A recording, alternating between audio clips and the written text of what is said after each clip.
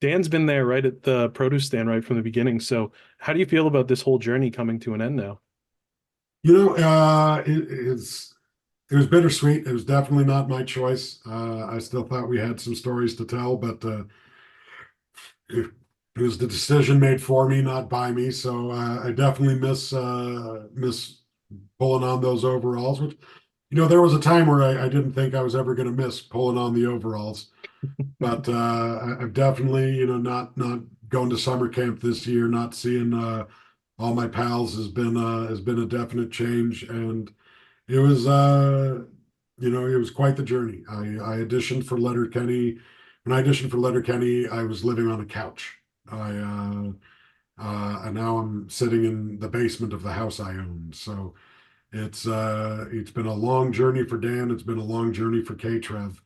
And I'm not happy to see it end, but I'm happy where I am. Makes a lot of sense. And in this season, the comedy episode's a lot of fun, and Dan gets a nice observational comedy routine. What was, performing and filming that like?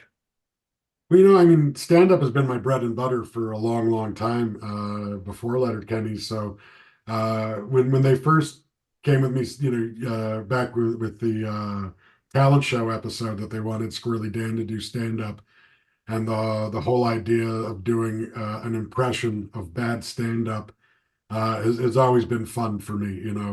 Dan has always made comments like, "This was really easy. More people should just do this." Uh, I always have fun poking fun at my own genre, and yeah, it's a good time. It's tongue in cheek and it's silly, and it's absolutely not what you're going to get if you come to see my actual stand-up show. That's awesome. And the core storyline of this last season is really on the enduring friendship of those main four people. So did you think back when these were just skits and stuff that you'd be working with those three for so long and making such a legacy here? I was a fan of the show when it was an internet show. I was Mhm. a fan of Letterkenny Problems, and when the opportunity came to audition for it, I was really excited. I really threw myself into the audition in hopes of getting to do this job. And when we shot season one, we had no idea what was going to come of this. We were the first Canadian show without a channel. We were, the first Canadian show created for a Canadian only streaming service. And while we were filming the show, the first Canadian streaming service folded. So, this experiment was all the writing was on the wall for this to just be a one and done. And here we are 8 years later, celebrating 12 seasons of a show that has been a dynamo that has exceeded everyone's expectations and succeeded in ways no one ever thought possible in this country. So it's been truly eye-opening and a truly wonderful experience. It just goes to show you, if you got a good idea, you work hard and you surround yourself with the right people, you can really make magic happen. 100%. And my last question for you is, looking back on all the seasons, do you have a favorite moment that springs out when you think back?